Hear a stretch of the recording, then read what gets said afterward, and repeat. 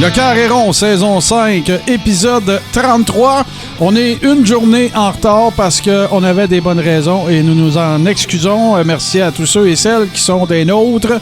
Et voilà, cette semaine, on va avoir pas mal d'affaires, mais on va un peu comme, comment dirais-je, closer ce qu'on a commencé la semaine dernière avec l'Undertaker. Notre cher Steve travaillait en fin de semaine, il va nous parler de ça. Puis je peux vous dire déjà que j'ai eu la chance de jeter un œil sur Scrapamania et ça va être épique. Mais avant, je salue mes collègues. Et là, tiens, m'a commencé par mon GC, notre G-Central, travailleur du monde de la santé. Comment ça va, mon chum? Ça va bien, ça va super bien. Écoute, je suis content que toi, que ça aille mieux. Je suis content qu'on puisse faire le Carré-Rond, asseoir l'énergie, tout ça, j'en avais besoin. Bon, ben, on va te craquer, nous autres. Yes, sir. Puis toi, mon Steve, il se passe de bon? Vas-tu bien? Ben, moi, ce qui se passe de bon, c'est que la lutte est recommencée, Martin. C'est pas vrai, là. Recommencée. Ben, là, on touche du bois, là. Les bookings recommencent à rentrer. Okay. Je n'avais un en fin de semaine. Je n'ai un dans 2 semaines, qui est le plus gros show de l'année au Québec, qui s'en vient avec la présence de 2.0, de Mike Bailey sur le show. Non, c'est le nice. fun. C'est vraiment, vraiment le fun. Ça, on va en reparler la semaine prochaine. Je vais vous teaser ça un peu. Puis, c'est le fun de faire ça, le Carré-Rond, le mardi. Puis, je vous explique. On peut revenir sur Raw d'hier. Ben, moi, là, je vous le dis, là, d'ailleurs, je suis en train de sérieusement, je voulais vous en parler, je voulais voir si ça... C'est parce que j'explique... Puis là, il y a du monde aussi avec nous autres sur Twitch, d'ailleurs, on les salue. J'ai envie qu'on donne l'option aux gens, et je t'explique pourquoi. Parce que je déteste pas ça, cette heure-là, parce que, tu sais, bon, ça te permet... Bon, on fait quasiment un meeting de prod live, là, je vous le dis, là. Puis si vous savez pas encore la réponse, on n'en débattra pas ici. On va prendre un peu de recul, puis là, on décidera ensemble qu'est-ce qu'on fait. Mais c'est que, voyez-vous, à 21h aussi, il y a l'Art du guerrier que je fais avec Steve aussi. Puis moi, j'aime bien ça, la dynamique de se dire, ben le mardi soir, c'est sport de combat. Tu sais, oui, je comprends la lutte, c'est un work, c'est correct, on se comprend tout, là, mais il y a un ring pareil, là. Fait que, tu sais, ça ferait peut-être un popé one-two punch le mardi soir, tu t'installes, tu sais, t'as le Carré-Rond, t'as l'Art du guerrier. Wow, il dit, c'est rare qu'il y a de quoi à dire sur Raw, je suis d'accord, mais au moins, on peut revenir sur comment Raw était pas bon, puis on peut parler de comment est-ce que Dynamite peut-être va être bon, Ben oui, puis, mais Martin, écoute, je voulais t'en parler plus tard, je vais t'en parler là. Ouais. Officiel, les boys, officiel. Oh. Lundi prochain, le Carré-Rond va être à 20h. Puis ne manquez pas le Carré-Rond la semaine prochaine à 20h, puisque Martin ne le sait pas, mais moi et JC, on travaillait ensemble samedi, et nous aurons un invité en la personne de Jacques Rougeau, qui a accepté de venir dans le Carré-Rond, et tout est seté pour lundi à 20h. Et là, ça va brasser. Fait que vous êtes mieux d'être là lundi prochain à 20h. Ça risque de durer plus que 2 heures. on va peut-être perdre GC, mais en tout cas, peut-être, écoute, ça va peut-être finir en shoot fight, cette affaire-là. On le sait pas. Mais, ben content. Ben, je savais que, Steve, que tu m'en as déjà parlé, que c'était un invité que tu aimerais recevoir, puis tout. Puis oui, il est polarisant. Moi, j'ai dit ce que j'avais à dire à son sujet. Pour ce qui concerne les affaires de lutte, là, on s'entend, là. Puis, tu sais, ça va être super le fun de pouvoir échanger avec lui là-dessus. Puis, ça risque d'avoir une coupe de flamèche, ça va être pas pire. Écoute, c'est que samedi passé, je suis backstage, Jacques arrive, puis écoute, on se connaît, veut pas, fait qu'il vient me voir, on se met à jaser, puis je dis, hey, quand est-ce que tu viens dans le Carré-Rond? Là, il me dit, je peux-tu, par exemple, parler de Lutte Académie? J'ai dit oui, Jacques, je vais te donner un 10 minutes de Lutte Académie, mais par contre, moi, je veux parler de Jimmy Rougeau qui s'est fait passer au Mexique par Louis Laurence, puis je veux parler de ta carrière. J'ai dit, je m'en fous, là. On va en parler de Lutte Académie, mais je veux parler de Jacques Rougeau aussi, le lutteur. Oh oui, pas de... Hey, moi, là, tu sais quoi, je vais vous le dire tout de suite, les gars, puis je ne sais pas si Jacques va nous écouter, mais moi, je suis super content qu'il vienne dans le Carré-Rond de 1. De 2, ben, tu sais, là, avec Dark Side of the Ring, avec, tu sais, plusieurs shows d'interviews qu'il a fait, puis tout ça a fait en sorte aussi que je le vois plus souvent dans des shows d'interviews, puis c'est cool. Tu sais, je suis bien content pour lui. Puis je le sais qu'il fait encore partie du circuit des conventions. Puis il y a encore son kit de Mountie. Puis tout. Moi, je suis super content, là. Super content. Par contre, il y a une affaire que je trouve qu'on parle un peu moins. Là, oui, la fiode avec Dynamite Kid, puis tout ça. Moi, je sais toute cette aventure-là par cœur, là, OK? Je peux. Mais il y a des bouts dans les shows d'interviews qui le concernent qu'on entend moins souvent parler. Et, entre autres, il y a son passage à WCW avec Pierre Carl. Tu sais, puis toute cette espèce d'épopée. OK, ça n'a pas duré longtemps, fait que c'est sûr que c'est pas le genre de sujet dont on va discuter à plus finir. Mais j'ai envie de creuser un peu là-dessus parce que, justement, écoute, ça va être un gros show. On va le dire demain. Ça va être un très gros show. Faudra pas oublier de peser sur record. Non, faut pas oublier de peser sur record. Mais là, les boys... Ouais. On a des actualités de lutte à la planche. Hein. Ouais, mais là, laisse-moi animer le show. Steve, calme-toi, OK? Je t'en ai fait. Ouais, c'est ça. Là, faut que tu te calmes un petit peu. Fait que là, je vais envoyer un appel à tous avant, OK? Là, ceux qui vont écouter cette édition du Coréron, donc l'épisode 33, ceux qui sont en train de nous regarder sur Twitch en ce moment, je vous demande de me rendre un service personnel. OK? Ce qu'on va faire, c'est qu'on va procéder à l'annonce du passage de Jacques Rougeau, la semaine prochaine. On va le faire plus tôt que d'habitude. T'sais, souvent, on annonce le show du soir, le jour même, puis tout ça. Je vous demanderai, s'il vous plaît, de le partager. C'est rare que je fais ça, OK? C'est rare que je suis gossant. Puis c'est rare que je dis, puis vous partagez, s'il vous plaît. Vous le savez, ce que je fais ailleurs dans la vie, puis ça fait partie des affaires qui m'énervent, ceux qui font ça. Mais là, on est dans une communauté un petit peu plus nichée. C'est quelque chose qui va permettre autant de donner de la visibilité aux choses de Jacques Rougeau que des nôtres. Puis, vous êtes notre seule publicité. Fait que quand vous verrez l'annonce, pour ceux qui suivent déjà la page Facebook Le Coréron, je vous remercie d'avance. Merci beaucoup de partager.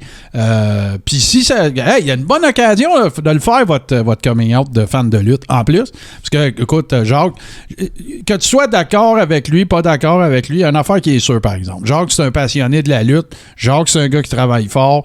Il a parti son podcast, il a eu sa fête à lui, il a eu sa promo à lui et tout ça. Puis que tu sois d'accord ou pas d'accord avec certaines des choses qu'il fait, qu'il dit ou peu importe, mais une affaire qui est sûre, c'est qu'il fait son gros possible depuis toujours, de un. Puis de deux, écoute, si ça donne l'ouvrage à des workers du Québec, regarde, c'est pas nous autres qui vont l'empêcher, certains. Ça, c'est clair. Fait que là, les boys, puis tu l'as très bien dit, mon cher Steve, grosse semaine, dernière semaine d'actualité. On s'en va régler ça live, direct là. Vas-y, mon Steve, t'avais l'air prêt à sortir du box, là. Fait que, part-nous ça. Moi aussi, j'en ai. Je suis sûr que JC en a. Fait que, on passe ça. Écoute, la première actualité que j'ai, les boys, ça m'a jeté en bas de ma chaise un matin. Cain Velasquez a été impliqué dans une fusillade qui a eu lieu à San Jose, en Californie, plus tôt aujourd'hui. Velasquez en prison, les boys. Ouais. Présentement, il est détenu au centre de détention en Californie. À moins là, qu'on m'arrive avec deux gars qui s'appellent Cain Velasquez avec la même date de naissance, je serais très surpris, mais on parle bien là, de l'ancien combattant MMA qui a pris sa retraite de la lutte de MMA en 2019. Le gars, 2 fois champion poids lourd de l'UFC. Vous vous rappelez sûrement, là, ça feud avec Brock Lesnar à WWE. Wow. Présentement, disons que ça va pas bien, ces affaires. Mais là, évidemment, encore, on va faire du coq à l'âne un petit peu, là, je présume. Pour ceux que ça intéresse aussi, c'est sûr qu'il va en être question tantôt à 21h dans l'Art du guerrier aussi. Hey, on est en train de devenir un conglomérat de podcasts de sport de combat. C'est débile. C'est de la convergence comme c'est incroyable. Mais non, c'est ça. Écoute, tu sais, là, dans la foulée des combattants de XYZ, OK? Que ce soit Dan Severn dans le temps, que ce soit Ronda Rousey plus récemment, que ce soit Ken Shamrock, name it, là, y en a un paquet là, dont on pourrait parler. Cain Velasquez avait ceci de spécial que il y avait beaucoup d'espoir qui était fondé en ses capacités de devenir un worker. Parce qu'il était très charismatique. Ben, charismatique, c'était pas le gars qui était le plus promo orienté, là. Mais tu sais, c'était un gars qui avait un gros following dans l'UFC, tout ça, puis un gros CV là, dans le monde des arts martiaux mixtes. Puis, ben, écoute, si on est honnête, Steve, ça n'a pas levé, là. OK? Parce que quand il est arrivé. À la I, ben, il avait pas l'air en top shape physiquement. Là. Je dis pas qu'il avait l'air malade. Là. Je veux dire qu'il était pas en ring shape. Il avait pas l'air du combattant qu'on a vu dans le UFC puis tout.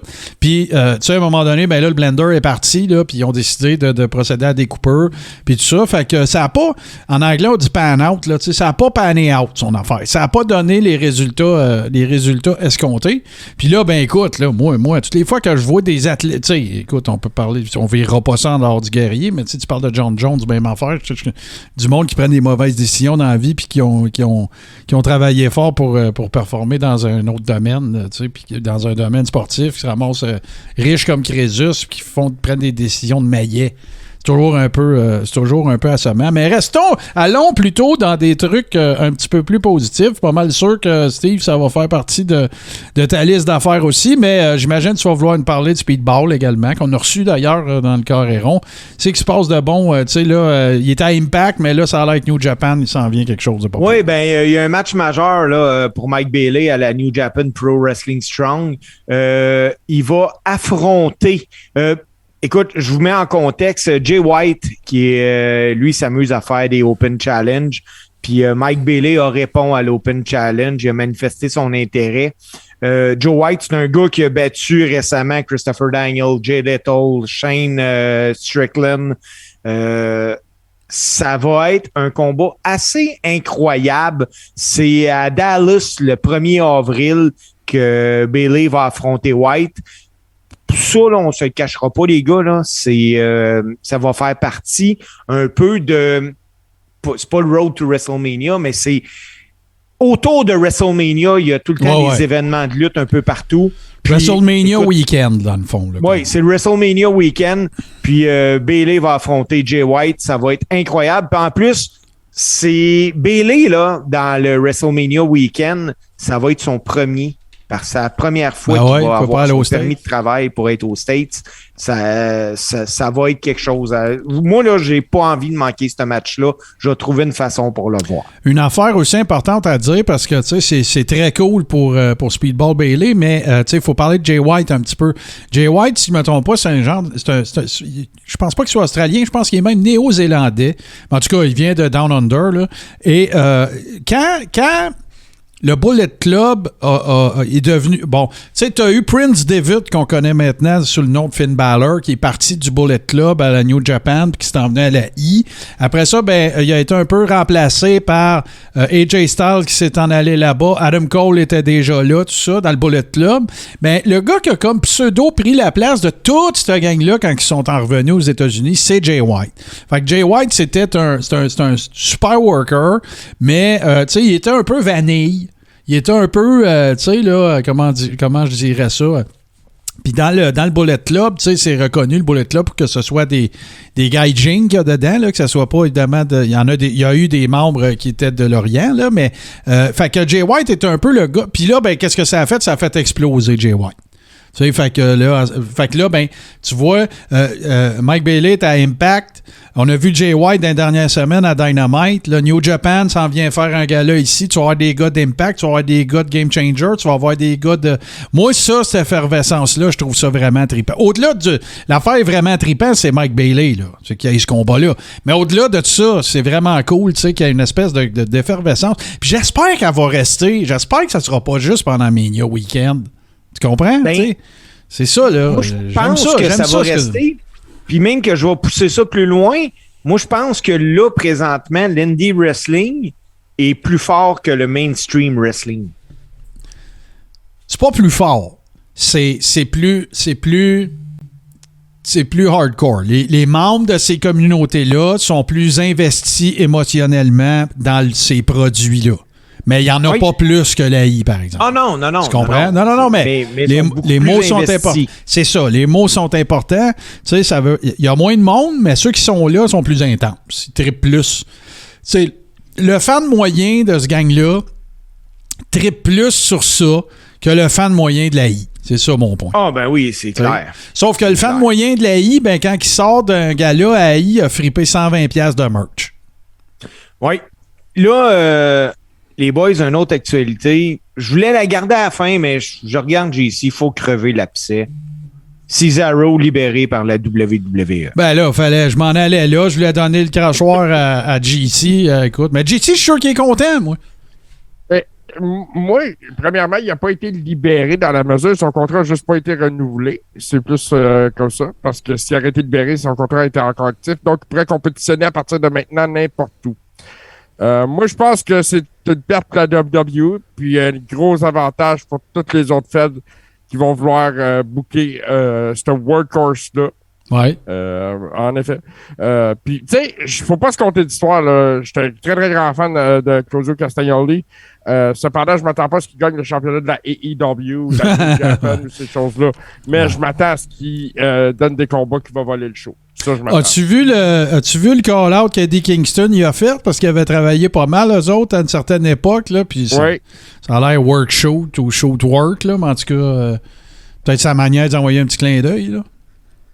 Peut-être. Mais tu sais, en même temps, Cesaro était avec la WWE pendant quasiment 12 ans.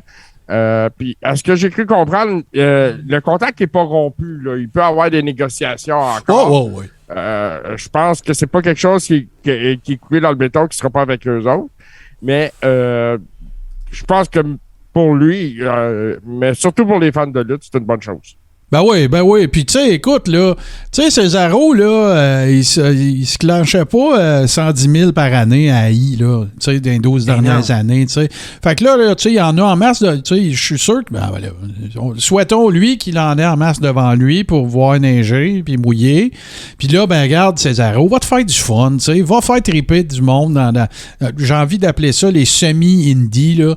Tu sais, va triper avec tes chums la fin de semaine au lieu d'être dans le grind, d'être sur la route tout le temps avec la I puis d'un avion à l'autre. Tu sais, recommence à faire de la route avec tes chums. Tu sais, je veux dire, moi, là, c'est ça la vibe que je sens des autres feds en ce moment. Cardona, tu sais, tout ça. On dirait qu'ils reviennent comme dans le temps, tu sais. Mais ils ont du cash, ils peuvent choisir leur gig, ils peuvent choisir qu'est-ce qu'ils veulent faire, ils ont du fun, ils repoussent les limites un petit peu. Tu sais, on pense juste au t-shirt à veste de Cardona avec Foley. Tu sais, là, c'est ça, moi, que je sens qui est après se passer. C'est que, mets tout ça ensemble, OK? Là, la lutte a recommencé. Comme pas mal partout. Tu sais, Steve t'en parlait tantôt, tu vas nous en parler encore plus. La lutte, là, il commence, ça bouillonne, tu sais, là. Puis je vais faire un segue, les gars. Là, Tony Khan, tu sais, puis d'ailleurs, pour ceux qui sont pas membres de la communauté du Coréron, de la Rib Room, JC nous a partagé un meme super drôle là, de Tony Khan qui dit dans 2 semaines, je vais faire la pré-annonce de l'annonce que je vais faire quand je vais faire l'annonce de l'annonce de. Ben, c'est ça. Mais là, je vous emmène là. Il y a plein d'affaires qui circulent. Il y a plein de rumeurs. C'est quoi, vous pensez, la grosse méga annonce? JC, qu'est-ce que tu penses que c'est? Écoute, moi, je vais te dire, là, moi, je pense que Tony Khan va arriver sur le ring de la AEW, qui va arracher son masque, puis on va se rendre compte que it was Vince all along. It was me, Austin. It was me all along. Non, OK, c'est ça ta vraie prédiction? Non, je déconne un peu avec ça.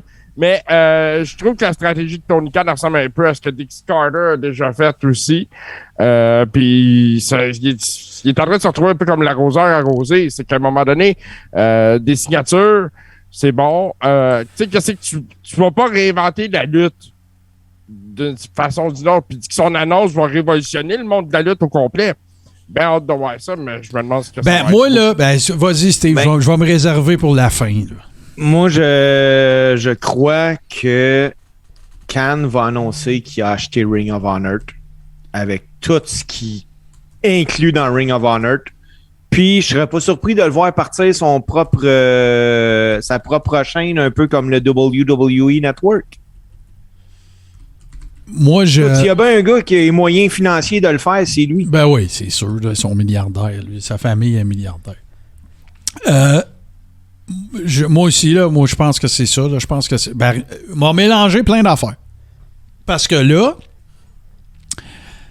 il y a Cody aussi, là, dans cette histoire-là. Là, parce que là, ça fait 3 semaines, 1 mois que ça vire. Ça, là, il s'en va-tu à AI? Il s'en va-tu pas à AI? Y est-tu vraiment plus sous contrat? Y est-tu sous contrat? Sa blonde a tweet plein d'affaires weird, lui avec. Puis tout ça. Moi, je pense, je ne sais pas si ça va tout se passer mercredi, mais je pense que oui. Je pense que Tony Khan a fait un deal avec Ring of Honor, avec Sinclair, puis tout le kit, puis qu'il va ramasser ça. Puis dans la foulée de ça, je vois pas pourquoi ni comment Impact, AEW puis Ring of Honor devraient pas tout fusionner ensemble. Je vois pas pourquoi pas. OK? Ça veut pas dire que Impact... Je dis pas que c'est ça mercredi. Je parle one step at a time. C'est ça que je vois. Parce que t'es pas obligé de scraper les 3 brands. C'est ça l'affaire. C'est qu'Impact, ils ont déjà un contrat de TV. Tu comprends? Là, c'est déjà sympathique les uns envers les autres. Tu as déjà Kenny Omega qui est allé l'autre bord, puis t'as tout l'historique avec, voyons, son manager, que j'oublie son nom, là, qui était avec Martel dans le temps, là. C'est pas que je veux le nommer, le manager de Kenny Omega, là. Je sais même pas son nom. Ben oui, le gars d'Impact. En tout cas, peu importe, là, j'ai un blanc, là. Mais il y a quelqu'un qui va le dire dans le chat dans 2 secondes, là. Mais, fait que... Je pense que c'est Don Callis. Don Callis. Bon, puis je serais pas surpris que dans la foulée, justement, ça aurait de l'allure qu'il reste 2 promotions de ces 3-là. Mais je serais pas surpris que ça soit que Cody se ramasse General Manager de l'autre. Puis que ça soit pas, tu sais, que ça demeure vrai, qu'il est plus avec la AEW. Hein? Il s'en va pas à WWE. Puis, ça expliquerait les différents artistiques et monétaires qu'il y aurait eu avec Tony Khan. Là, il se ramasserait avec sa patente à lui. Puis, tu sais, réussir la réelle mise en place d'une feud entre 2 promotions qui sont un peu de connivence, mais qui ont chacun leur produit à TV. Ça se peut fort bien. T'sais, moi, c'est ça, je vois. Je dis pas que c'est ça qu'ils vont annoncer mercredi, mais je verrais ça. Ce serait le genre de move payant. Pensez-y, c'est payant de tous les bords. Là. Ça fait un afflux financier à tout le monde. Ça donne plus de visibilité à tout le monde. Tu sais, les fans d'Impact qui ne regardent pas AEW vont le regarder. Les fans de l'AEW qui ne regardent pas Impact vont le regarder. Ring of Honor, ben regarde, t'intègres ça. Je veux dire, le roster, il y a des workers intéressants. Tu peux t'expliquer en 2. Tu scrapes pas ton banc des 2 bords. Right? Tu sais, intégrer 20 workers dans 2 feds, c'est pas mal moins compliqué que dans juste une. Là. Tu sais, t'as un paquet de monde que tu ne re-signeras pas non plus. Regarde, si c'est ça, là, pense-y, c'est un méchant bon move. Là. Pense-y comme il faut. C'est un bon move de Tony Khan aussi si c'est lui qui est actionnaire principal de ce nouveau conglomérat-là. Là. En tout cas, ça a de l'allure. Ça a de l'allure, mais c'est clair pour moi que l'annonce qu'il va faire, ça va être... tu sais, c'est aussi huge que quand on a signé CM Punk. Moi, c'est pas une signature. Là. C'est qu'ils vont acheter quelque chose. Ou ils vont partir quelque chose, ou les 2. Mais moi, je pense que tranquillement, pas vite, ça serait... Puis on en a déjà parlé, je veux pas me répéter à plus finir. Mais puis là, je continue avec les rumeurs, parce que c'est sûr que vous voulez parler de ça, puis je suis bien d'accord.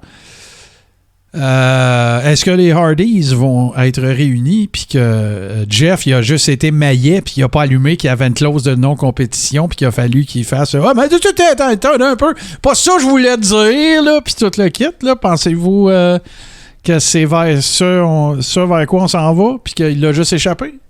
Moi, je pense qu'il l'a échappé, puis je pense que ça peut lui coûter cher de l'échapper comme ça. Mais tu sais, ce sera pas la première gaffe que ce gars-là il fait là. Par contre, autant que les Hardy Boys, le monde ont trippé en 2017 quand ils sont venus à Mania, que là, je ne sais plus si j'ai le goût de voir les Hardy Boys. Ben, moi, Jeff, il est cool. Matt, il commence vraiment à avoir de la difficulté. Là. Il est pété de partout. Non, Jeff Matt Hardy, quand il marche, puis tu vois que ça... Ouais, c'est ça. J'ai-tu vraiment envie de ça? Puis d'un autre sens, là...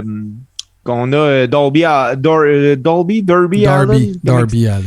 qui, selon moi, est un Jeff Hardy fois X parce qu'il est encore en un morceau, lui, là. Ça serait peut-être un match intéressant à voir un contre l'autre, mais je me demande si j'ai le goût encore de voir les Hardy. Moi, tu sais, c'est quoi ce que je me demande si... Je me demande même si ça va m'intéresser, mais c'est sûr que je vais le regarder. Moi, je pense que ce qui serait cool... Tu sais, parce que si tu fais Matt Hardy, là, tu fais son historique un peu, là, vite, là, tu sais, bon, regarde, il était haï, il est arrivé les affaires avec Edge, tout ça, il s'est un peu réinventé. C'est en allé du côté d'Impact, c'est encore réinventé avec des leads, puis tout le kit. Jeff, lui, ben écoute, il s'en allé à Impact, il s'est battu contre ses démons, il est revenu à AI, après ça, les deux sont revenus ensemble, ils ont runné tous les deux un peu Indie Side également, puis tout le kit. La seule affaire que je verrais, moi, de potentiellement intéressant, si Tony Khan, ça l'intéresse de faire ça serait qu'il fasse un dernier match cinématographique ensemble, les deux, au Hardy Compound. Parce qu'il y en avait un qui avait été pas mal intéressant, là, si on est honnête. Là. Puis il y avait Jeremy Borash là-dedans aussi à l'époque, à Impact. Là, il n'est plus là, il est à WWE maintenant, mais ça pourrait peut-être être intéressant. Tu sais, un genre de builder up une feud qui mènerait vers un combat, un truc cinématographique au Hardy Compound. Puis, écoute, il se tirait des feux d'artifice dessus, des affaires d'affaires. C'est quand même pas pire. Puis tu t'en vas in the sunset. Moi, je pense que Matt Hardy, il va vouloir rester impliqué dans le monde de la lutte, manager, quelque chose comme ça, ringside. Moi, je pense que Jeff, son style, il est trop acrobatique. Tu sais, comment tu veux que Jeff il travaille autrement qu'acrobatique? Ah ben non, écoute, lui, c'est pas un gars qui va lutter technique parce que tu y croiras pas. Ben, non. Puis l'autre affaire, ben garde, c'est parce qu'à un moment donné, Jeff, tu sais, tu peux avoir une certaine quantité de swing au bat. Puis je pense qu'il les a eu, là. Tu sais, il a eu ses problèmes à AI, il les a supposément réglés. S'en allait à Impact, il a eu ses problèmes à Impact. On se rappelle le fameux match avec Sting puis Eric Bischoff puis tout. Après ça, il est revenu à AI, là, il l'a échappé une fois. Il l'échappe un autre fois. Tu sais, gars, là, à un moment donné, peut-être que là, tu vas jouer de la musique, Jeff, au pire, là. Ou fais une dernière petite run d'un an, c'est comme Ghislain qui disait ça. Fais une petite run d'un an, managé par Matt. Matt, il est ringside, peut faire une coupe de moves de gérant heel, puis ainsi de suite, puis de la patente. Moi non plus, je suis comme... je vois plus... on dirait que le citron, il n'y a plus de jus. Le citron a mon intérêt, puis le citron de leur work rate à eux autres. Fait que, puis Matt Hardy, je le trouve dans une position tellement weird pour bien paraître en ce moment là, à AEW. Tu sais. Il était avec les deux kids, party machin, puis là, il était avec Andrade de l'autre. Yeah, bof. Tu sais, c'est ça. Bof. C'est ça. Hey, les boys, toujours dans les actualités. Là. Yes. Moi, hier, j'ai fait comme Finn Balor remporte le championnat des États-Unis sur Damien Priest. Ouais. Semble de nulle part. Tu sais, si on est honnête, là, c'est quoi? Comment est-ce que Vince... Bon, Finn Balor, ça a été un des gars les plus bad luckés des 6-7 dernières années. Là. Tu sais, gros méga push... Il a le titre unifié, puis tout, puis il se blesse. Puis là, à partir de ce moment-là, ça a été la descente.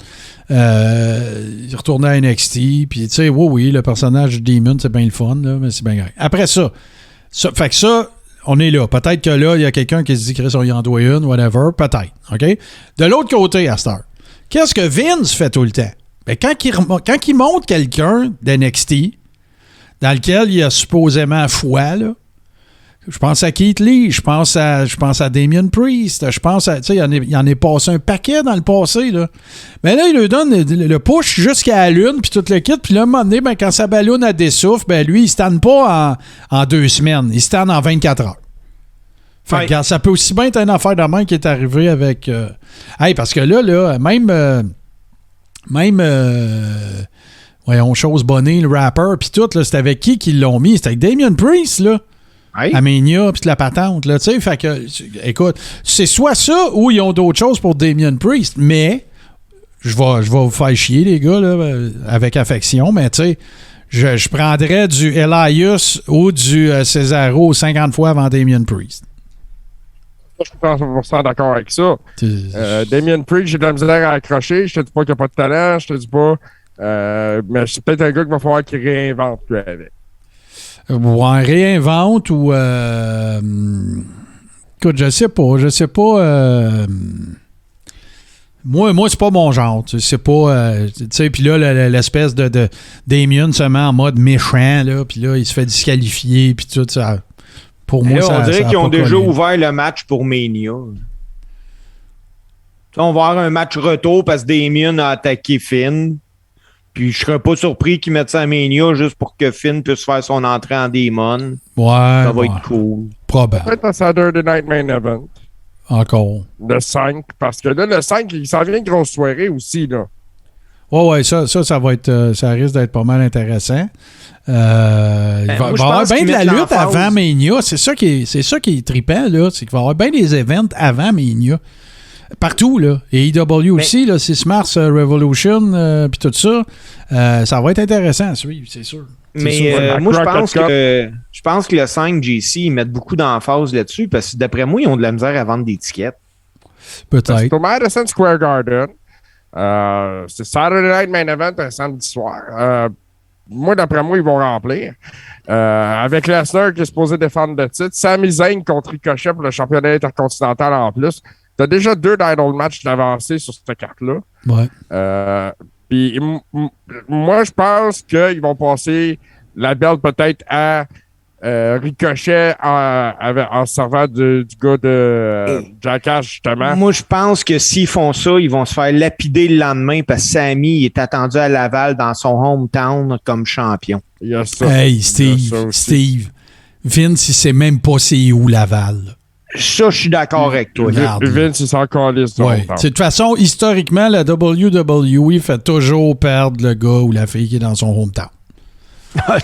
Regarde, là, c'est quasiment comme faire la démonstration de garder son staff humble, puis que c'est pas eux autres les patrons, c'est lui, puis tout. Mais là, justement, j'ai envie qu'on en parle, là, parce que, écoute, il y a une nouvelle qui est sortie, c'est pas mal toutes les dirt sheets au sujet de Ricochet. Là, on fait des mois qu'on dit que Ricochet, ça n'a pas d'allure, puis qu'il figure dans aucun plan, puis tout le kit. Puis là, ben, il est sorti des affaires avec Mike Johnson, qu'il y aurait eu l'information de PW Insider, qu'il y aurait eu l'information que c'était le babyface numéro 2 dans SmackDown puis tout le kit.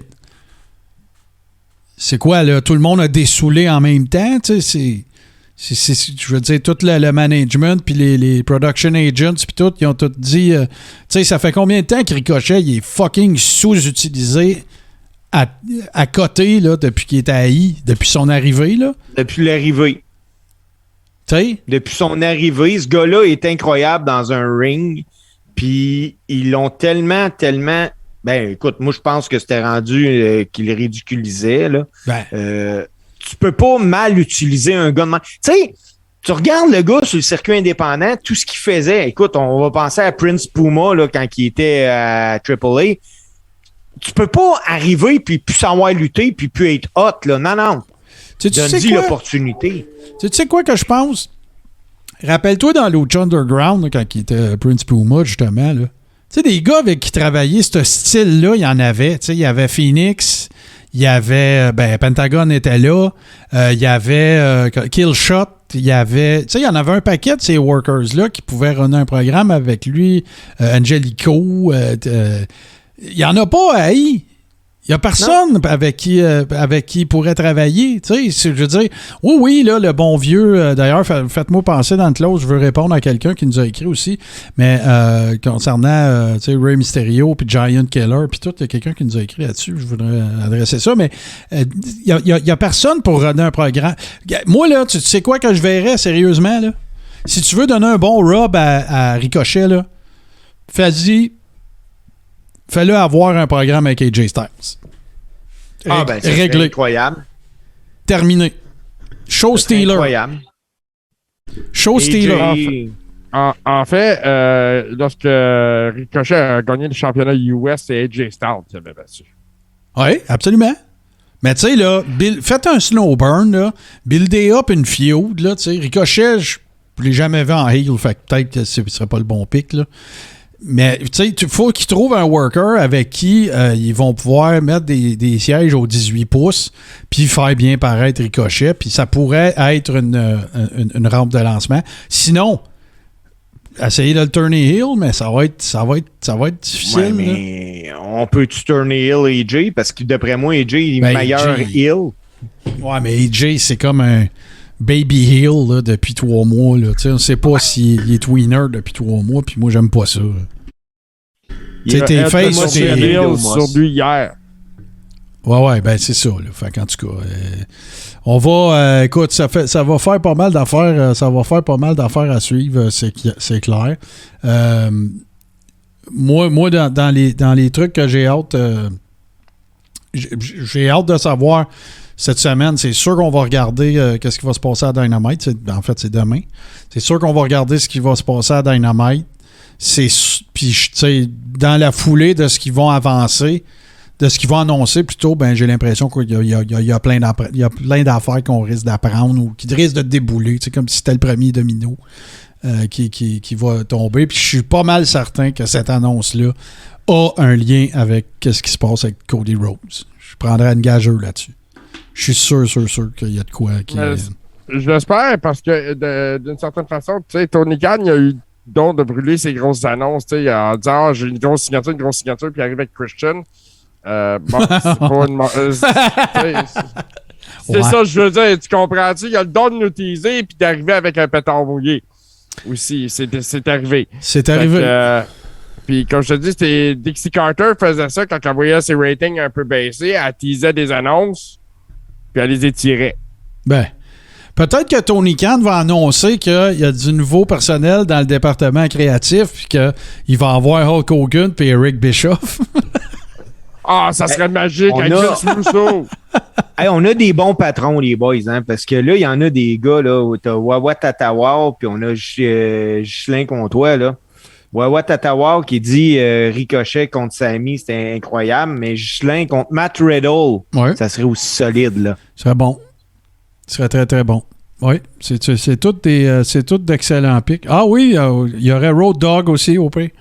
Mais ça, je pense qu'il parlait plus d'une annonce. Non, mais je pense que c'était plus une annonce de Tony Khan. L'autre affaire aussi, est-ce qu'il y a eu des développements, avant qu'on passe au prochain segment, est-ce qu'on a eu des développements sur où est-ce que Regal va se retrouver? Moi, j'ai rien entendu. Rien, hein? Parce que je sais qu'il y en a qui parlaient d'Impact, puis Tommy Dreamer, il est à Impact à Star, puis ça a l'air qu'il a appelé Regal, genre le lendemain, qui a été réalisé. C'est sûr. Si Regal se retrouve nulle part, c'est parce qu'il veut rester chez eux. Ça, c'est sûr. Ouais. Ça, c'est clair. Ouais. Ça ne sera pas parce que personne ne s'intéresse à lui. Ça, c'est sûr et certain. Hey, ben justement, parlant de s'intéresser à quelqu'un, ben moi, je m'intéresse à la chronique de Steve. Fait que on va écouter une petite pub, puis on rejoint Steve tout de suite après ceci. Alors bonjour, ici Hubert Reeves, grand amateur de l'espace et de 70% sur les ondes de radio H2O et de l'univers.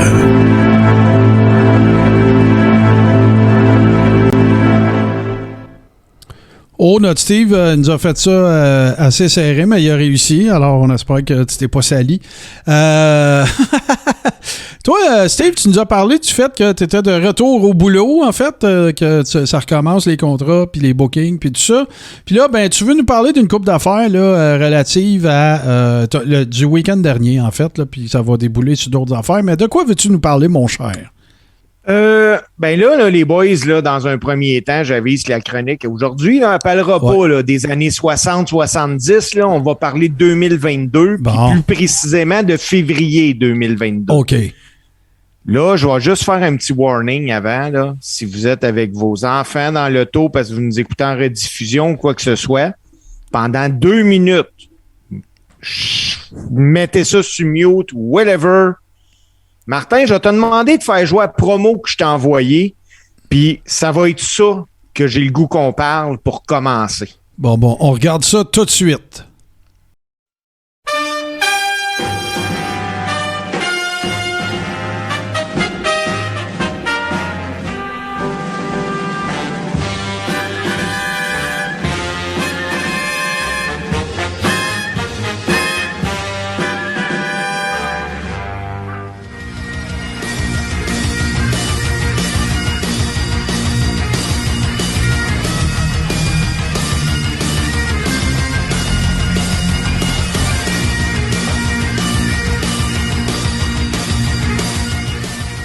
Ken Rose.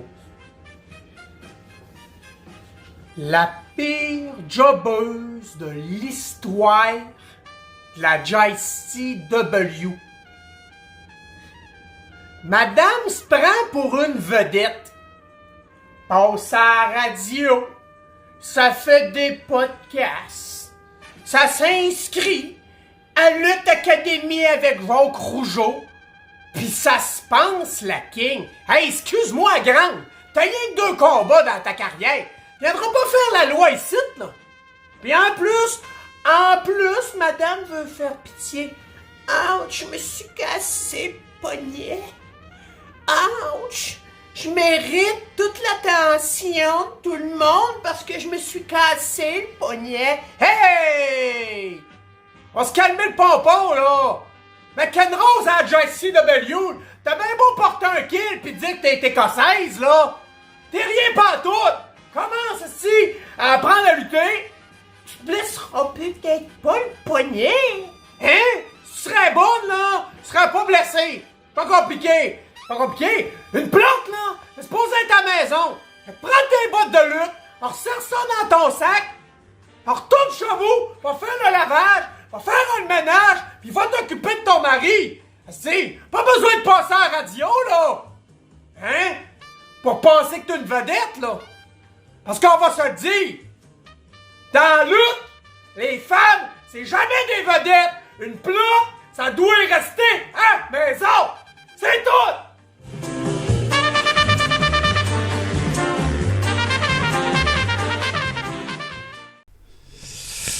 Et que ça va mal vieillir, ça. Le gars derrière cette promo-là se nomme Michael Gagnon. Je veux rien enlever à personne, puis je veux pas m'attaquer à la GCW, là, à la Jonquière Championship Wrestling. Sérieusement, je connais même pas Michael Gagnon, mais maudit que c'est mauvais. Puis je vais expliquer pourquoi c'est mauvais. Puis Michael, je sais pas si tu vas l'entendre, la chronique, mais c'est à toi que je vais parler. Je vais être franc, on est en 2022. Les femmes ont fait leur place à la lutte. Est-ce que je suis un fan de lutte féminine? Aucunement, puis je m'en cache pas. Mais, à part une couple de tes chums là, qui vont trouver ça drôle, là, je peux pas croire qu'en 2022, quelqu'un tienne des propos aussi misogynes en se disant « Hey, c'est bon, je vais dire ça. » Moi, je peux pas comprendre, Michael, qu'en faisant cette promo-là, tu t'es dit que ça allait faire avancer ton personnage puis que ça allait être bon pour la fédération que tu représentes. Michael, je te connais pas, là, mais je suis convaincu que tu dois être un bon gars, mais ce coup-là, tu l'as échappé. C'est mauvais, ta promo. Ça fait cabochon. À part faire une très mauvaise réputation à la lutte, là, tu gagneras rien avec ça. Le pire, c'est que, les boys, la promo commence, là, est pas mauvaise. Elle est pas pire, elle est même drôle au début. Mais à 1 minute 51, ça devient vraiment mauvais. Même si je suis certain que tu penses pas ce que tu dis dans ta promo, là, ça reste que c'est une promo de jambon. Tu tiens des propos là-dedans, là, qui se disaient en 1960, mais ça vieillit mal, Michael. Sérieux, là, t'es chanceux, là. Puis c'est vrai ce que je vais te dire, là. T'es chanceux que ce genre de propos-là soit discuté aujourd'hui dans le Coréron uniquement, là. Parce que je te garantis, Michael, que si tu tiens une promo, puis même si c'est dans un contexte de lutte, dans le temps que l'actualité est tranquille, là, va falloir que tu expliques à ton promoteur, à ton boss, à tes chums, puis peut-être même à ta fille, que ta promo passe à la TV puis que tu as de l'air d'un maillet dedans. Je vais te donner le bénéfice du doute, Michael. Mais la prochaine fois, là, ça va être quoi? Tu vas utiliser le N-word? Tu vas dire des termes homophobes pour les homosexuels? Hey, on est à la lutte professionnelle en 2022, là. Hey, un conseil. Quand tu fais une promo, là, pis t'es pas sûr, attends 1 heure, donne-toi 1 heure. Puis après ça, réécoute-les. Puis si pour toi c'est bon, poste-les. Mais si le résultat il est encore aussi médiocre que celui-là, là, ça va juste confirmer que c'est pas tout le monde qui devrait faire des promos. Tu sembles à l'aise, Michael, avec un Kodak d'en face, là. Profite-en donc. Je vais même te compter de quoi, Michael. J'ai travaillé samedi passé, le 26 février, à l'Épiphanie. Il y avait un combat, un combat mix, Frank O'Neill puis Vanessa contre Frank Drouin puis Black Willow Eve. Pendant le combat, là, Eve, elle s'est blessée. Puis malgré la blessure, elle a continué. Après, elle est revenue backstage, elle n'a pas achalé personne avec sa blessure. Puis le lendemain, Eve, elle s'est fait opérer parce qu'elle a la hanche cassée, Michael. Puis toi, là, tu vas me dire que c'est hot ta promo? Hey, ça vieillit mal, puis c'est maillet ce que t'as fait. C'est la seule affaire que j'ai à te dire, Michael. Elle, là, Eve, elle s'est cassée la hanche, elle est revenue backstage, elle a même attendu à la fin du galop pour partir parce qu'il y avait des fans qui voulaient prendre des photos avec elle. Puis toi, tu tiens des propos de même. C'est dégueulasse. C'est dégueulasse. Je vois vraiment pas ce qu'on pourrait ajouter à ça, si ce n'est que ça fait longtemps. On a vu des affaires cringe, puis autant, tu sais, à la lutte, je veux dire, c'est des grosses fédérations, là, tu sais. Puis ça fait longtemps en salle que je me suis pas senti cringe de même en regardant une promo de lutte. Puis je pense pas que ce soit parce que c'est une petite promo, pas une petite promo, mais je pense pas que ce soit parce que c'est une petite promotion de lutte, petite fédération de lutte régionale, ou appelle ça comme tu veux, sans offenser qui que ce soit. Je pense pas que ça explique ou que ça justifie plus. Ben, même au contraire, je te dirais. Effectivement. Mais là, Martin, on va changer de sujet parce que je veux pas... On va être en tabarnak tout le show, fait que... C'est ça. Je veux vous parler d'un incident qui est arrivé à la IWA Québec samedi qui vient de passer.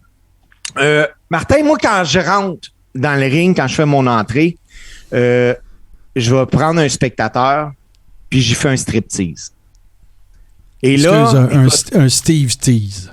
Ouais. Mais là, mesure sanitaire obligatoire, je viens pour faire le strip, on m'arrête, je vais en bas du ring, je vais acheter une jaquette d'hôpital, un masque, des gants, des lunettes, et j'habille le gars. Puis le gars, j'ai dit, inquiète-toi pas, je t'habille, puis tout le kit, puis il est tout à fait à l'aise avec ça. Puis c'est une gang de chums qui sont là, sont ça à brosse un peu, les boys, ils ont du fun. Party, pogné. Ah ouais, let's go, tu sais, puis ces chums sont dans la foule, puis ils rient, puis ils le filment.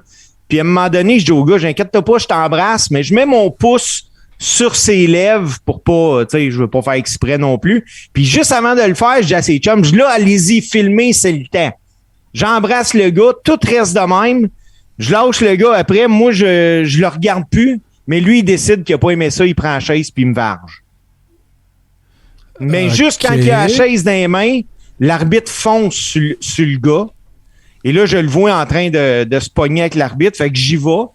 Puis le gars essaye de me foncer dessus, fait que je l'amène dans le coin, puis j'ai dit que c'est plus drôle, là. J'écoute, tu viens de scraper le show. Moi, là, je m'arrange pour que vous ayez du fun. Je te monte dans le ring, tes chums trouvent ça tout drôle, puis toi, tu veux m'assommer avec une chaise. Là, c'était plus drôle, là. J'ai une question. J'ai une question. Oui. Est-ce que dois-je comprendre? J'étais pas là. Puis pour ceux qui nous regardent présentement, puis pour ceux qui vont écouter en podcast aussi, après la sortie du podcast, vous allez avoir accès à cette vidéo-là, parce qu'on l'a, la vidéo de cet événement-là. Tu penses-tu que le gars, justement, c'est un genre de workshoot, c'est-à-dire que il s'est dit, m'a lui montrer, moi, mes... parce que là, visiblement, il savait dans quoi il s'embarquait. Fait que là, il y a juste... La testostérone, est-tu embarquée, Steve, pour le gars, tu penses, là? Je ne sais pas, mais je sais qu'elle a rebaissé très, très, très rapidement quand je l'ai agrippé. Ouais. Parce qu'à la lutte, là, il y a une règle non dite. S'il y a un spectateur qui embarque dans le ring, il ne faut pas que ce soit toi qui sois en dessous. Non, c'est ça. C'est fini, là. Je veux dire, c'est ça. C'est open season. Si t'embarques dans le ring, le ref, tout le monde autour, les workers, ils vont tous te geler, là. C'est fini. C'est clair. Puis je l'ai dit 2 fois au gars, j'écoute, arrête, parce que là, t'es dans un ring de lutte. Il n'y en aura pas de loi, là. Puis écoute, Ghislain Comtois était là. Ouais. Puis à la fin du show, j'ai parlé à Ghislain parce que je le connaissais pas. Même que je niaisais, je disais à sa femme pendant le show de se tasser que je le trouvais trop proche de lui, que je le trouvais beau. Puis, puis ça s'est passé excessivement rapidement. Mais mon point que je veux emmener, c'est, écoute, moi là, je mets ma sécurité en jeu là-dedans. Je vais faire de la lutte. Je suis conscient des accidents. Puis je te donne l'opportunité de monter puis faire partie du show. Puis avant de le monter, j'ai dit au gars, là, quand je vais le chercher dans la foule, j'ai man, je vais te faire un striptease. Puis là, il fait OK. Hey, maudit, je te dis pas de prendre une chaise puis vouloir me la péter sur la tête, c'est pas drôle, là. Puis là, je pense que je vais te donner je te l'offre. Ça vient de me flasher parce que tantôt, j'ai essayé de faire un jeu de mots. Faut que tu appelles ça un strip Steve. Oui, c'est bon, ça. Hey, ça a un même adorable striptease. Un striptease. Steve. Ben, Ouais. Je vais me pratiquer. Ça a même fait, ça a quasiment, quand j'ai dit Strip Steve, JC s'est réveillé. T'as-tu vu ça? Hey, il a fait ça. Hey, JC travaille fort. Ben oui, toi, t'étais là. T'étais dans le ring. Ouais, conte-nous donc ça de ta perspective de gars dans le ring, JC. Tu penses-tu, toi, que tu sais, OK, je recommence mon exemple de tantôt. Fait que là, le gars, il est là, il boit de la bière avec ses chums, le party est pogné, c'est drôle, samedi soir, whatever. Là, toi, t'arrives, tu dis, hey, viens que moi dans le ring, tu vas voir, moi te faire un striptease. Puis là, ben, tu t'en vas dans le ring, tu fais ton affaire, tu mets le pouce à la bouche, tu fais semblant de l'embrasser, ça fait partie de ton personnage. Tout le monde sait que c'est un work, mais là, lui, il entend ses bodés rire de lui, puis là, il trouve plus ça drôle. Fait que là, il décide que il est pas content. Puis là, ben, ça s'enflamme un peu, puis tout. Puis là, il pogne une chaise, puis il décide de te fesser dessus chaud avec la chaise. Puis là, ben, ça chire un petit peu. Puis là, ben, ça escalade, puis tout le kit. JC, c'est ça que t'as vu? Sinon, qu'est-ce que t'as vu? Ben, moi, j'ai vu exactement ce que Steve a décrit. Puis, tu sais, naturellement, l'arbitre a réagi très rapidement. Ça, c'était une belle gang de chums. Depuis, à l'ouverture du gala jusqu'à la fin, ils ont fait du bruit. Les gars étaient déguisés. Il y avait du fun. OK. Puis, juste précis, ils ont même gagné le moitié-moitié. Ça boire, OK. Mais c'est ça. Mais j'ai vu, tu sais, peut-être un peu trop avancé dans la boisson, puis peut-être l'orgueil a pris le dessus, je sais pas. Ouais, ben c'est ça, là, tu sais, c'est bien drôle, pis tout, pis là, tout le monde, tu sais, le gars, il se réveille, il vient de se faire pseudo-frencher par un gars, pis tout le monde rit dans la salle, pris une coupe de bière, tu sais, des fois. Il était un peu chaud d'ail, puis, tu sais, il vient de se faire pseudo-embrasser par quelqu'un, puis je pense qu'il a pas catché cette partie-là. Ah, ouais, c'est ça, là. Peut-être que lui, il va te faire un striptease, mais il pensait pas de s'en faire péter un, même si c'était fake. Ça bouche. Ouais, c'est ça. Il était peut-être pas prêt à ça. Mais c'est ça. Mais naturellement, l'arbitre a réagi rapidement. Puis, on a vite vu le crew de sécurité. Puis, j'ai vu des lutteurs qui sont approchés du rideau vers le côté. Ouais. Tout le monde était prêt à intervenir, déjà, là. Ouais, s'il avait continué, ça n'aurait pas bien fini pour le monsieur. Là. Non. Ça, c'est clair. Là. Mais, tu sais, c'est rare qu'il arrive des choses de même. Ce qui est déjà arrivé, j'ai déjà vu des gars enlever mon pouce. Ça, c'est arrivé. Mais là, c'est ça, j'allais te demander, c'est la première fois que ça escalade un peu comme ça?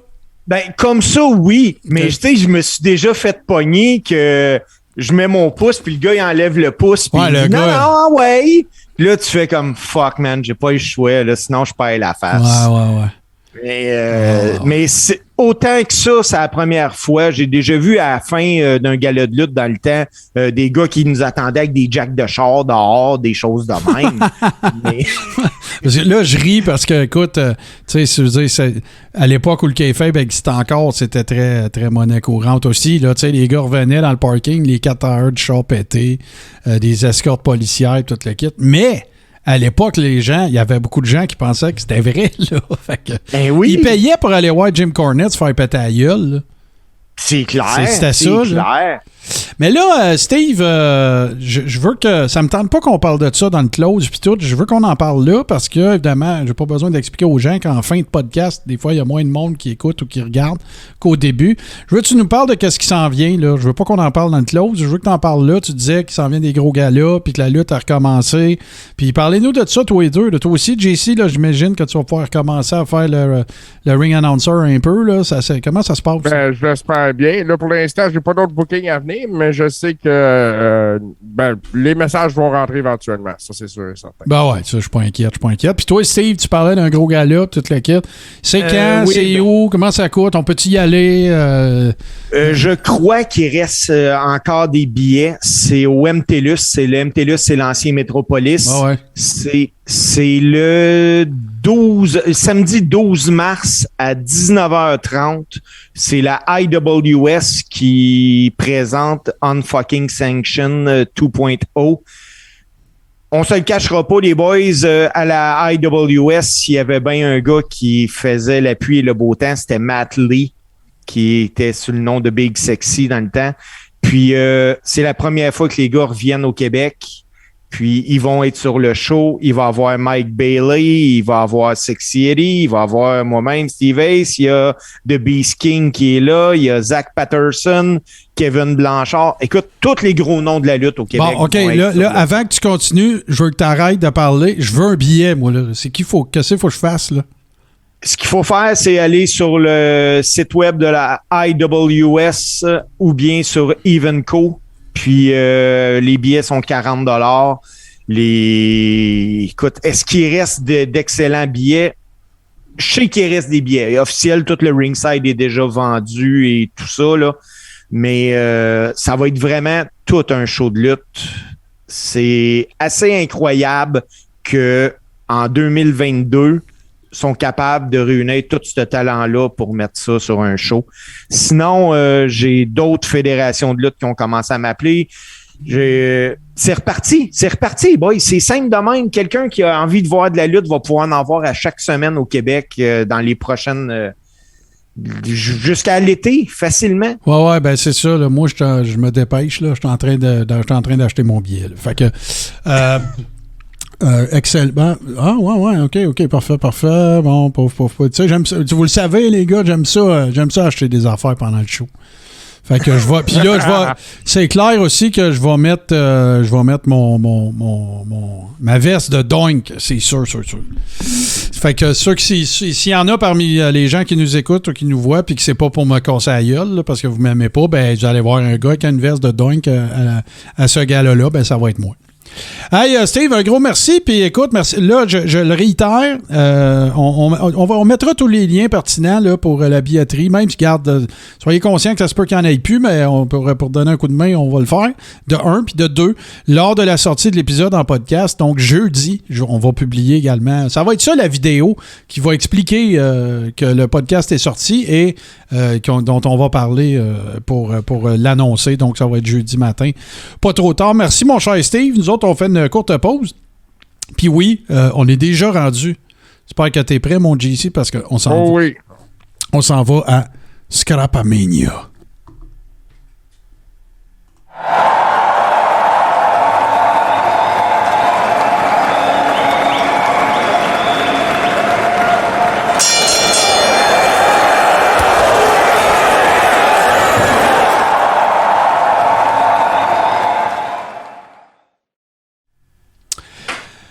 J'ai beaucoup... Il y a plusieurs des... Bon, voilà, pendant que Steve Ace était en train d'aller frencher quelqu'un. Il y a beaucoup d'affaires weird cette semaine et ce sont en général mes favorites.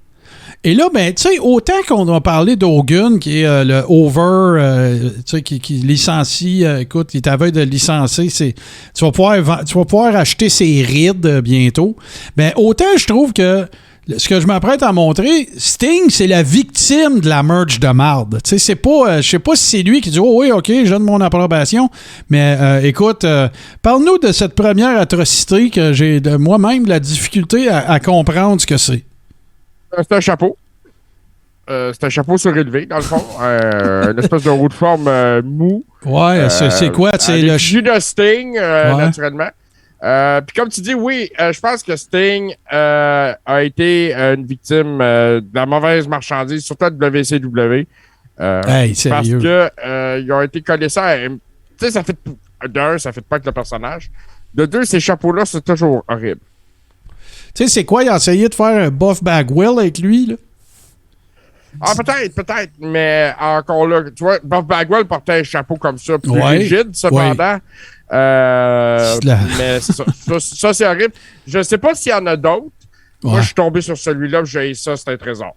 Oh oui, c'est vraiment. Mais parlant de trésor, écoute, j'aime ça parce que, tu sais, c'est en train de devenir le running gag, tu sais, à chaque épisode, c'est quelle autre cochonnerie que JC va nous trouver que Hogan a mis son nom dessus. Ben, écoute, ça n'a pas été trop difficile parce que oui, The Hulkster, écoute, a donné dans les drinks énergétiques et voici ce que ça donne. Ouais, ben c'est ça. Puis on a déjà vu des jus, qui se souviennent, là, les jus qui dataient des années 80. Bon, là, on a des boissons énergétiques qui sont vraiment tout ce qui est le plus mauvais pour la santé. Bon, Hulk Hogan, on sait que c'est pas le genre de gars qui a fait attention à sa santé. Qui a pris toutes sortes de substances. Ouais.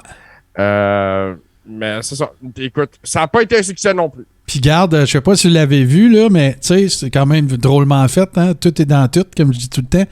Fait que c'est une boisson énergétique, la vitamine B12, évidemment. Et ça s'appelle, bon là, tu vois plein d'affaires, c'est écrit Hogan partout. Faites à noter, c'est pas écrit Hulkamania, c'est pas écrit Hulkster, c'est écrit Hogan. Hein? Ouais. Deuxième affaire, Team Hogan, puis Hogan Energy. Mais t'as-tu vu en dessous, puis je le sais que c'est un addon, là. Powered by Socko. Oui, en effet. Mais ça, il y a eu... la WWE avait sorti aussi une série de drinks énergétiques à un certain moment donné, Ouais. Powered by Socko. Je pense qu'il y avait des Edge qui en avaient sur les effigies, puis CM Punk, des trucs comme ça. Ça doit tout être des bons produits, bons pour la santé, ça, qui finissent pas par TAM, puis acérubitino-flavine, puis tu sais, des affaires de même, là, en tout cas. Puis tu sais, les energy drinks, ça se vend comme des petits pains chauds, là. Ah ouais. Les gens consomment ça comme de l'eau, donc ben c'est ça. Hey, l'autre, là, faut que tu me l'expliques parce que il a fallu que je grossisse pas mal l'image quand même, mais là, j'essaie de comprendre. Bon, il y avait un concours, tu peux, au départ, ton objectif, ça devrait être d'avoir envie de gagner un T-shirt, mais tu pouvais gagner jusqu'à 30 000 $. Puis ça, c'était à l'époque aussi où est-ce que le logo de la WCW a été le plus laid. Parce que c'était illisible. Ça avait l'air d'un tire qui explosait ou quelque chose de En effet, écoute, on voit que c'est la loterie du Kansas. Ça, il y a une série c'est des gratteux, dans le fond. OK. Tu peux l'acheter ici au dépanneur. Fait que tu pourrais gagner un T-shirt et tu pourrais gagner jusqu'à 30 000 $ aussi. Bon, moi, je trouve que d'exploiter les gens qui ont des problèmes de gaming, de jeux compétitifs, pas de gaming, parce que c'est pas la même chose, bon, c'est peut-être une mauvaise idée. Un problème de gaming, toi, t'as ça. Mais t'as pas de problème. Mais t'as pas de problème de jeu de hasard. C'est ça, c'est problème de jeu compétitif avec les jeux de hasard. Ouais. Mais c'est ça. Donc, il y a eu plusieurs billets comme ça. Il y en avait avec Scott Steiner, Jeff Jarrett, etc. Donc, tu sais, tous ceux qui étaient là à l'époque de ce logo horrible-là, d'ailleurs. Ouais, le tire qui explose. Et j'imagine que si Scott Steiner avait son gratteux, ça devait être... c'était pas écrit « nul si découvert », c'était écrit « gratte ça, je vais te péter à la gueule », genre. Ouais, quelque chose du genre. Puis si tu gagnais, ben, il fallait que tu fasses des divisions. C'était compliqué. Écoute, vous le savez, hein, il a existé une époque à la lutte de la WWE qui s'est appelée l'Attitude Era. En fait, il aurait pu appeler ça de bien d'autres façons et je vais rester dans la bienséance et je n'utiliserai pas de superlatif pour l'expliquer, mais vous allez comprendre en une seconde en voyant ceci. Écoute, Martin, c'est d'une absurdité épouvantable, cette figurine-là de Madame Lesnar. Là, on va essayer de ne pas y manquer de respect. D'un coup, qu'on serait écouté par son mari. Ouais. C'est ça. Écoute, on voit que c'est assez visible là, que... Bon, c'est une édition limitée, là, 1 sur 5000 en plus. Ouais. Puis on peut voir qu'ils ont vraiment été généreux au niveau des proportions. Entre autres. Entre autres, parce que là, moi, j'ai beau essayer, peut-être que c'est mon esprit tordu, JC, mais est-ce que je vois des menottes? Écoute, je suis pas sûr. Moi, je pense qu'elle a une jambe en métal. Ouais, c'est comme Robo Sable. Ouais, c'est un peu ça. Puis en même temps, tu vois, dans le chat, il y a quelqu'un qui dit que ça ressemble à Luna Vachon. Peut-être la tête un peu aussi en même temps. Ben, moi, regarde, je vais en parler de l'éléphant dans la pièce. OK, je vais en parler. OK? Ben, on dirait que c'est basé sur une poupée gonflable. Carrément. Bon. Carrément. Fait que pour ceux qui... avec le fouet et les menottes. Ben, il a l'air d'avoir un fouet puis des menottes. Puis tu sais, même la bouche de la figurine est pas sans rappeler ça. Bon. Je l'ai dit. C'est du grand ouvert avec les yeux écarquillés. T'es pas obligé d'être trop graphique, là. C'est ça. C'est ça que ça donne. Chacun sa spécialité, Martin. Chacun sa spécialité. Bon, c'est ça que ça donne, c'est ça qui est ça. Et là, écoute, dans la catégorie ne pas avoir aucune calice d'idée des proportions, on a définitivement qu'on a un gagnant. Voici. Écoute. Je sais pas si c'est une peluche ou si c'est un sac à dos. J'ai pas réussi à le déterminer. Même si j'ai fait bien des recherches.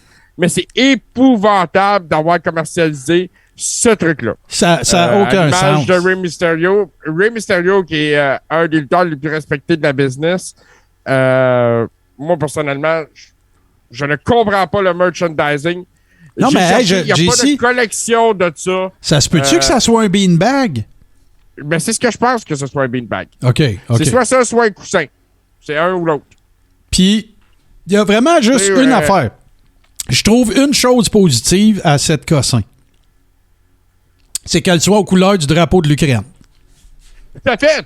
C'est d'actualité. Bon, c'est j'avais pas pensé en plus. Ben, tu sais, bon, le drapeau de l'Ukraine ressemble beaucoup à celui de la Suède aussi, là, au niveau des couleurs. C'est pas pareil, là. Je dis pas que. Je recommence ça. Les couleurs du drapeau de l'Ukraine rappellent les couleurs du drapeau de la Suède, mais les deux drapeaux ne se ressemblent pas. C'est ça que je veux dire.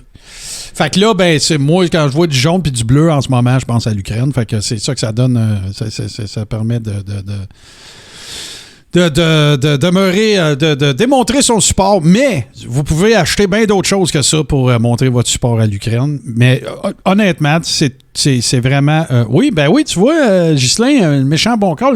On dirait Cartman en Rey Mysterio. Avec le drapeau de l'Ukraine. Oui, c'est ça. Mais écoute, pour ceux qui nous écoutent en podcast, je vous le dis, si ça n'est pas suffisant pour vous motiver à venir nous voir sur Twitch, qui va probablement être à l'avenir à 18 ou 19 heures les mardis. On va faire un meeting de prod, on va vous tenir au courant de ça. Mais j'aime bien la soirée sport de combat, j'aime bien ça. JC, comme toujours, tu es fantastique et j'adore ta chronique. Scrap-A-Mania. Les trouvailles de JC n'existent plus. Ça s'appelle maintenant Scrap-A-Mania pour toujours. Et je t'en remercie. On fait une petite pause, nous autres, puis on continue. On s'en revient avec le top 5 des pires matchs de l'Undertaker. And what you gonna do when Hulkamania run wild on you? On a manqué de temps dans la dernière édition, messieurs, et on voulait prendre tout le temps nécessaire pour justement aborder ce sujet-là. Je tiens à dire quand même que pour mes sélections à moi, je tiens à vous dire qu'elles n'auront pas d'ordre. Fait que ce ne sera pas le pire ou le 5e moins pire, OK? J'ai mis tout égal parce que toutes mes sélections à moi ont une chose en commun. C'est que c'est pas de la faute à Taker. fait que c'est pas les 5 pires combats d'Undertaker. C'est les 5 pires combats du gars qui se battait avec Undertaker parce que, tu sais, vraiment, à part, évidemment, ben, je veux pas divulgacher rien, fait que je le nommerai pas, mais il y en a un, en fait, que je vais peut-être mettre dans la liste dont on pourrait lui attribuer la faute, mais dans ceux que moi j'ai, en tout cas, pas vraiment. Puis ça me tente de partir avec toi, JC. Fait que, JC, number 5. Moi, je vais avec le Punjabi Prison Match contre Great Khali à Great American Bash. Hey, t'avais l'air d'un gars, ça fait 2 ans qu'il attend de le dire, ça. Ah, écoute, depuis le jour de ce match-là, c'était épouvantable. C'était une épouvante. Ben, déjà, tu sais, je veux dire, mettre Great Khali dans un match, c'est une abomination au départ. Mais bon, c'est comme quoi même Taker... tiens, je vais y aller, Steve, c'est toi qui vas nous closer ça. Moi, je le mets avec affection. Ma première sélection, c'est bien sûr Undertaker, WrestleMania 9 avec Giant Gonzalez.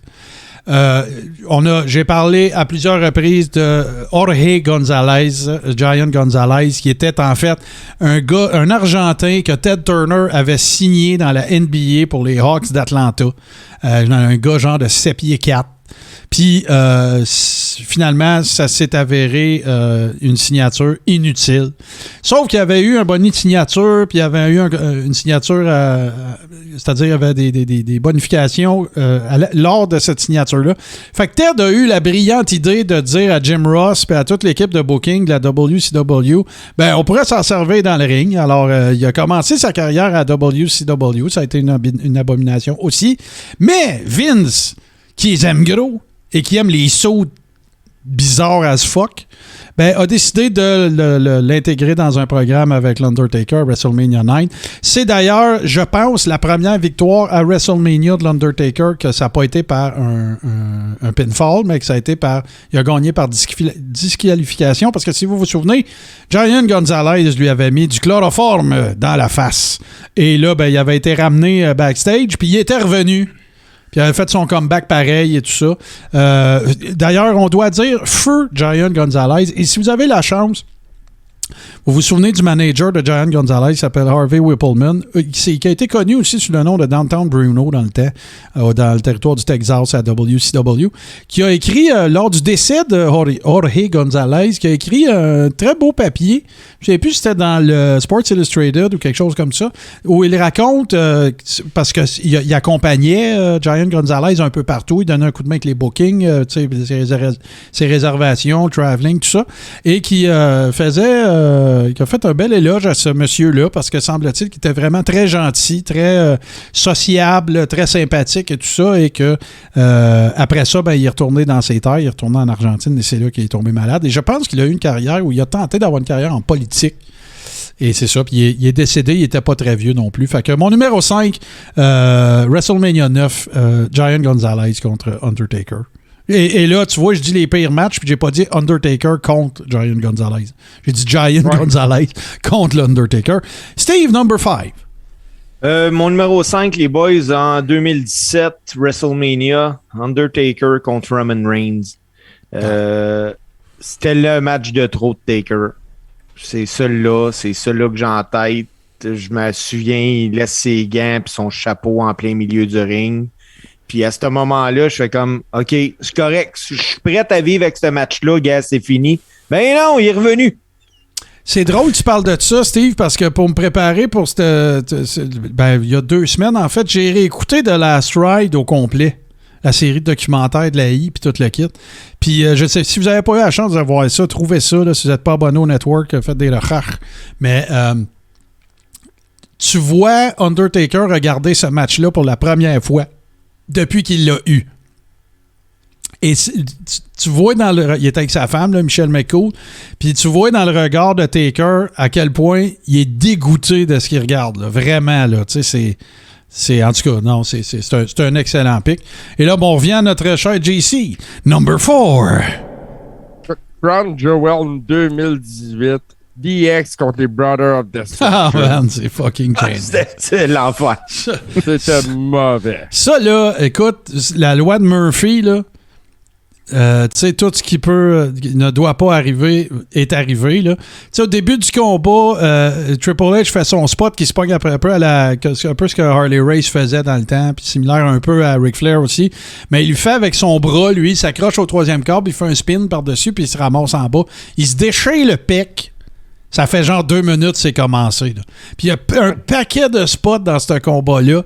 Écoute, tu sais, je veux pas t'offenser, Steve, mais tu sais, Shawn Michaels, il a l'air cave dans le combat. T'sais, ça te donne une idée comment c'était pas une bonne journée au bureau. Là. Puis là, ben, tu sais, j'imagine que, Steve, tu peux peut-être me dire si je suis dans le champ, mais tu sais, quand t'es 4, puis que les 4, je veux dire, mettons 2 gars sur 4, ils ont une mauvaise journée au bureau. C'est tough en esti pour les 2 autres gars de les traîner, là, tu sais. Nivellement par le bas, là.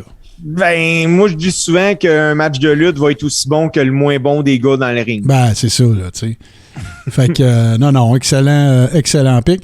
Moi, ça va être mon numéro 4. Moi, c'est... On se reporte à l'époque où Vince achète la WCW.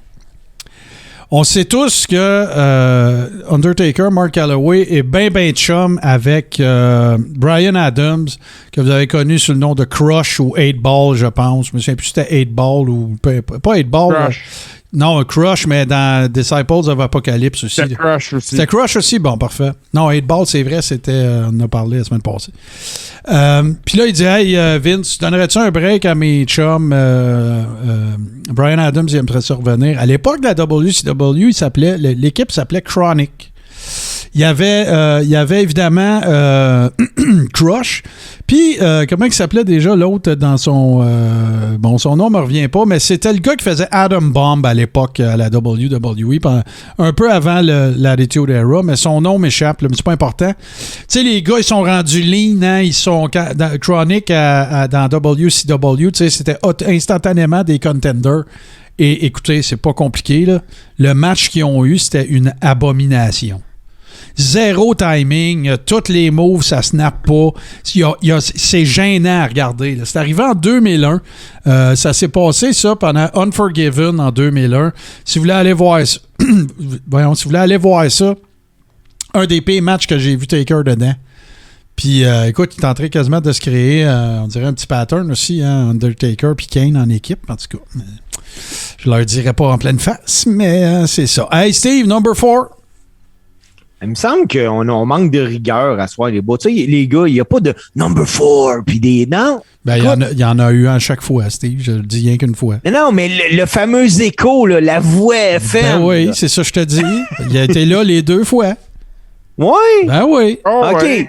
OK, c'est moi. C'est toi qui manque de rigueur, là. Ah, ouais. C'est moi, je manque de rigueur, puis je me rappelle encore de ce match-là, puis... Great American Bash 2004, les Dudleys contre Undertaker. Je me rappelle encore de Paul Bearer qui est dans la cage de verre avec du ciment qui se coule, puis t'as Paul Heyman qui est là-dedans. C'est mauvais, les gars, là, mais vraiment mauvais. Mon cher JC, puis écoute bien comme faux, là, Steve. Là. Number 3. Écoute, number 3, moi, je vais avec Undertaker contre John Cena. À WrestleMania. Je pense que c'était un squash match qui n'aurait jamais dû avoir lieu. Personne n'avait besoin de ça. Je suis 100% d'accord avec toi. Moi, mon numéro 3, c'est WrestleMania 15. La joke du Hell in a Cell avec... non, je me demande même si c'était pas juste un cage. Non, c'était Hell in a Cell. Hell in a Cell. Bon, tu sais... Rien contre Ray Traylor, là, ça a l'air que c'était un très sympathique monsieur. Il était très, très over à l'époque de Big Bubba à WCW, là, avec Midnight Express puis tout ça, avec Cornette. Mais là, c'était comme sa deuxième carrière, là, si on veut. Là, c'était fini, là, le gardien de prison de Cobb County, Georgia, puis tout le kit. Là, on est allé à belle époque de la Corporation. Et il y a un match de Hell in a Cell entre Taker et Big Boss Man. Le match est nul à chier. Et comme quoi, on peut toujours pousser le ridicule plus loin. Ben, à la fin, il pend Big Boss Man au bout d'une corde, puis ils le font monter dans Hell in a Cell, puis ils essayent de montrer ça comme un gros segment épouvantable, puis patati patata. Mais tu sais, le fil de pêche là, qui tient la corde là, pour monter, à quelques reprises, il est hyper apparent. Ça paraît au bout que Big Boss Man, il essaye de retenir son souffle parce qu'il est littéralement bleu, là, c'est comme n'importe quoi. C'est un spoof match totalement ridicule dans lequel je pense qu'Undertaker aurait jamais dû figurer. Et Steve, ton numéro 3. Mon numéro 3, les boys, WrestleMania 11 face à King Kong Bundy. Tu sais, King Kong Bundy, boys, là, il a tout le temps eu des bons spots, le gars, à WrestleMania, mais on s'entend que c'est juste parce qu'il était très imposant. Parce que quand il est arrivé à AI, il était déjà, dans ses meilleures années, il était déjà en arrière de lui. Ah, ben oui. Puis contre Taker, ça a juste pas marché. Non, c'est clair. Puis, tu sais, au-delà de...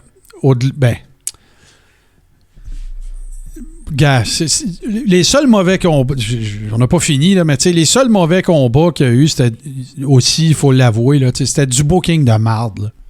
Ah, ben oui. C'était du monde qui n'avait pas d'affaire à être dans le ring avec Taker, point final à la lettre, là, à la ligne. Là. On approche les bombes et on s'en va du côté de JC. Number 2.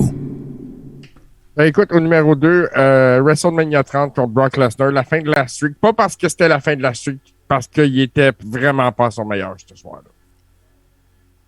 Ah ouais, ouais? Ouais. Toi, ce que tu dis, c'est que ça a concordé avec une mauvaise soirée au bureau puis la fin de la streak. Ben écoute, moi j'ai pas l'impression physiquement il était au prime qu'il pouvait obtenir à ce moment-là. Ouais. Ben tu sais, moi là, j'y donnerais, puis là, écoute, c'est tes choix là. Moi je te dis juste mon opinion, ouais. Mais j'y donnerais le bénéfice du doute à Taker parce que Taker l'a su genre juste avant de rentrer dans le ring qu'il perdait. Ah non, je ne pense pas que ça allait influencer son travail. Ben moi je pense que oui. Moi je pense que oui. En aucun cas. Moi, je pense c'est que comme Dave aurait voulu se débarrasser avant. C'est comme Dave Hilton, son combat contre Stéphane Ouellette. Il se fait avertir 5 minutes avant par un huissier que sa bourse va être saisie. C'est tough de rentrer dans le ring avec le couteau entre les dents. Là. Ouais. Hein? Fait que, en tout cas, regarde, moi, ben, regarde, on n'a pas fini, là, mais c'est ça. Je suis d'accord avec toi, mais pas pour les mêmes raisons. Moi, mon match, un des pires matchs de l'Undertaker, moi, c'est Mania 17, justement, avec Roman Reigns. Pourquoi c'est un mauvais match? C'est parce que je suis certain que Taker savait déjà qu'il n'était pas top shape pour y aller. Puis à partir du moment qu'il a sorti des rideaux, il n'y avait rien qu'il pouvait faire pour réparer. Là. Fallait qu'il passe à travers le shit show, là. Puis, tu sais, Taker, c'est un gars ben trop à l'ordre pour pas savoir qu'il était pas à l'ordre pour ce match-là. Là. Il était overweight, il était rouillé, tu sais, puis tout le kit, puis ils s'en vont le bouquet avec le futur main guy de la compagnie, puis tout. C'est définitivement, probablement, le seul match que j'y mets carrément la faute sur le dos, là. Il n'y avait pas d'affaire là, puis il s'est dit one more for the road, puis il n'aurait pas dû. Puis moi, au final... Je tripe sur Undertaker. Il aurait dû le mettre dans le Hall of Fame 5 minutes après qu'il a décidé de prendre sa retraite. Sauf que pour moi, là, ce run-là, ce petit bout de run-là, pour moi, ça altère son legacy, pour moi, à ce point-là. Et Steve, number 2. Mon numéro 2, Martin, tu l'as nommé, WrestleMania 9 contre Giant Gonzalez. T'aurais mis... n'importe quel lutteur contre Giant Gonzalez, ça aurait donné un match bien médiocre. T'aurais mis McEnroe contre Undertaker, puis ça aurait fait un meilleur match. Ouais. Si tu lui donnes pas de micro avant. Là. Ouais, c'est ça. Ouais. Et là, ben, les boys, on arrive aux bombes. C'est à JC que revient de nous mentionner son number 1. Écoute, ça n'a pas été dur. On va parler du combat contre Goldberg en Arabie Saoudite. Je pense que c'est difficile de faire pire que ça. Ben, écoute, fuck you. Parce que moi, c'est vraiment... c'était à Super Showdown, je ne me souviens plus de quelle année, 2018, ça se peut-tu, 2019? C'est en Australie ou en Arabie? C'était en Arabie Saoudite, il me semble bien. Super Showdown 2019, voilà. Et oui, il me semble bien que c'était à Jeddah. De toute façon, on s'en sac parce que moi, je continue ça me met tellement à crise qu'il donne encore de l'exposure à Goldberg, les gars, là, pour vous dire à quel point ça m'énerve que le pire match de la carrière de Taker, au numéro 1, je mets le match que Goldberg s'est auto-fucking commotionné. Et sans compter que si on est honnête, tu sais, dans ce match-là, retournez le voir, Taker passe à 2 pouces de se faire casser le cou, là. C'est une joke, là. C'est un miracle là, qu'il n'y ait pas eu de plus de séquelles que ça, là. Il essaie de faire une souplesse arrière ou son jackhammer. On le sait pas parce que Taker, il poste quand il se donne le swing. Puis là, Goldberg, c'est comme si, au lieu d'avancer avec lui pour y faire son arc, puis le repartir sur l'autre sens, ou se virer puis faire le jackhammer, ben non, c'est comme s'il recule avec lui. Fait que ça fait juste, ça donne juste l'impression d'un DDT moffé qui a parti en souplesse arrière. Hey, écoute, c'est tu le vois littéralement là, au ralenti. Là, si Taker toque pas son chin, s'il ne se rentre pas le menton dans le chest, puis que Goldberg il fait pas 2 pouces de plus, il tombe direct sa tête. Puis là, on s'entend, là, ça aurait eu de l'air de Moss la semaine passée là, qu'on a montré, là, mais il partait de plus haut avec plus de momentum encore que ça. Fait que, regarde, les gars, moi, c'est mon number one. Sauf que là, il faut qu'on se donne des mentions honorables. Alors, JC, non, c'est pas vrai, c'est Steve qui close. Steve, ton number one. Mon numéro 1, les boys, je sais pas si vous vous rappelez de ce match-là, c'est WrestleMania 14. C'est Big Show puis A-Train contre Undertaker. Ouais, moi, A-Train n'a pas d'affaire là. On aurait pu avoir un match pas pire entre Big Show et Taker, mais non, ils s'en vont mettre A-Train là-dedans.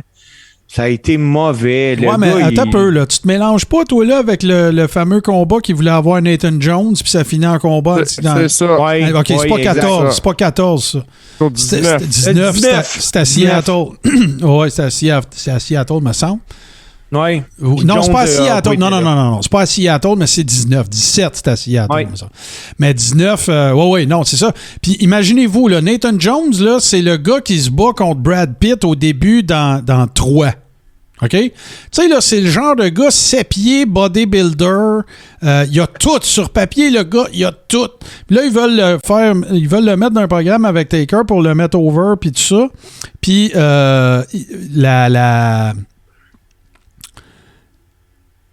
ils l'entraînent pendant un mois, peut-être 2 mois, je sais pas combien de temps avant. Puis, the day of, Vince, il fait comme, non, il est trop pourri. Fait que, faut que Taker, tu sais, des gens partant le concept de handicap match, A-Train, Big Show, mais invariablement, je me fous que ça soit l'Undertaker. Puis en plus, il est en American Badass, là, dans ce temps-là, me semble. Oui. Et là, je me fous que ça soit l'Undertaker. En disant Nathan Jones décollé, ça va finir en handicap match. Ça fait un match de marde. Ça fait un run-in de Nathan Jones à la fin. Mais ça fait perdre la valeur à Big Show et A-Train. À deux, ils sont pas capables de... Tu sais, si ça avait été dans la gamique de Taker puis les super pouvoirs, OK, peut-être. Mais pas American Badass, là. Non, en tout cas. C'est un excellent... c'est un excellent pic. Moi, ma mention honorable, les boys, ben, c'est Mania John Cena. Tu sais, regarde, si t'es pour donner... Parce que à Mania, Mania contre Roman Reigns, ça a été de la merde. L'année d'après, tu te dis, bon, OK, on va y faire avoir un squash match contre John Cena. C'est sûr que John Cena va toujours dire oui à ça. Il va toujours dire, ben oui, j'ai pas de problème à mettre Taker over, puis squash match, je m'en fous. Sauf que, tu sais, ils ont fait un build-up de 3 semaines avec ça. Avec Cena qui s'en va dans le crowd, des promos à coucher dehors, puis tout le kit, puis t'es pas fini, puis viens me péter à gueule. Ça avait aucun espèce de sens. Tu ramènes Taker ou tu ramènes pas Taker?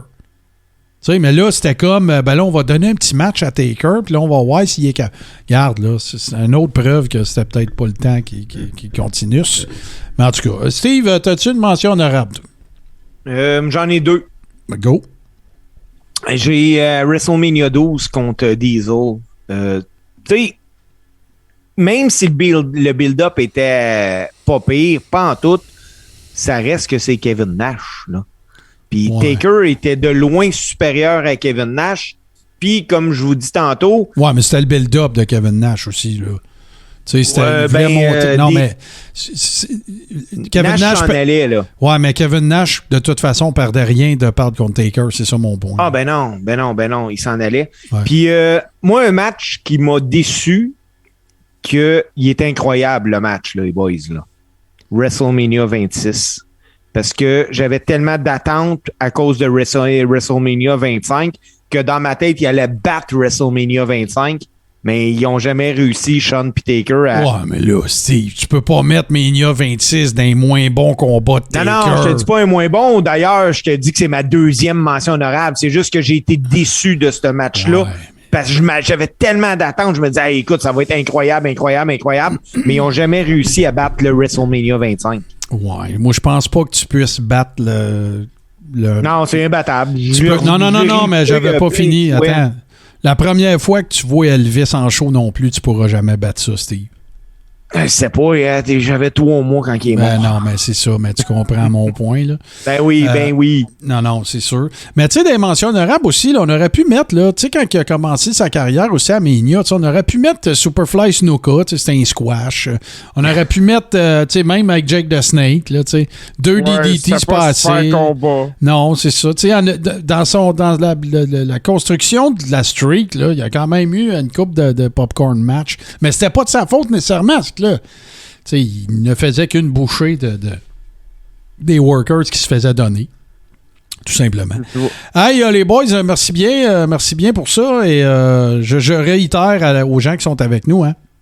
Vous avez des idées de top 5, gênez-vous surtout pas de nous les faire suivre. Et là, ben nous autres, ce ne sera pas un top 5, mais ça va être 2 tunes. Puis là, c'est moi qui ai choisi les 2 tunes cette semaine. Puis il y a une thématique. Écoutez bien ça. La thématique, dans le fond, c'est des tunes diamétralement opposées au succès de ceux qui les ont.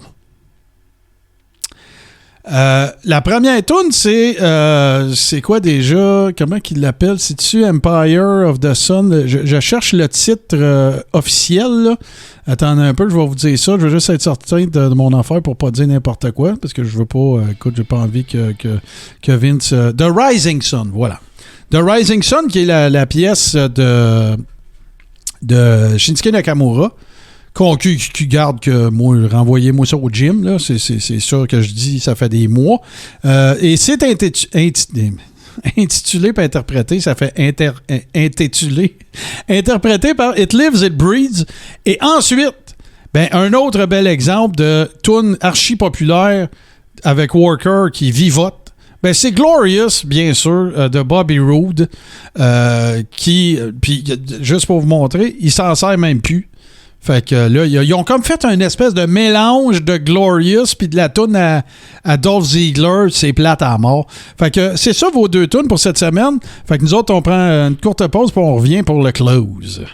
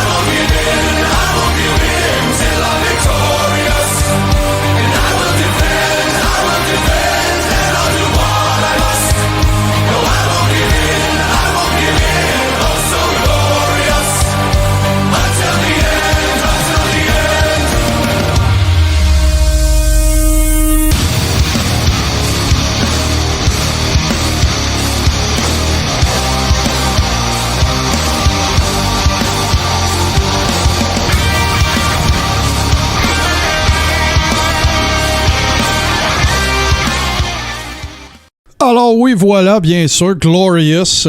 Écoute, c'est une toune, je sais pas si vous êtes d'accord avec moi, mais cette toune-là, ça a vraiment, ça a shaké le temple de la NXT, vraiment. Puis même quand il est arrivé à la WWE, on sait tous qu'un thème musical, c'est bien important là, dans la carrière d'un worker. On n'a qu'à penser à Ultimate Warrior, entre autres, là, puis il y en a plein d'autres, Demolition, name it, mais tu sais, dans son cas, lui, c'était vraiment... Le hype autour de Bobby Roode était hallucinant à cause de la toune.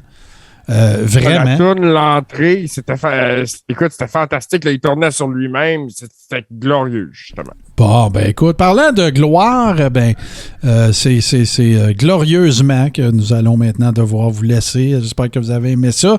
Ça a été, j'ai toujours autant de plaisir. J'espère que vous autres aussi, messieurs.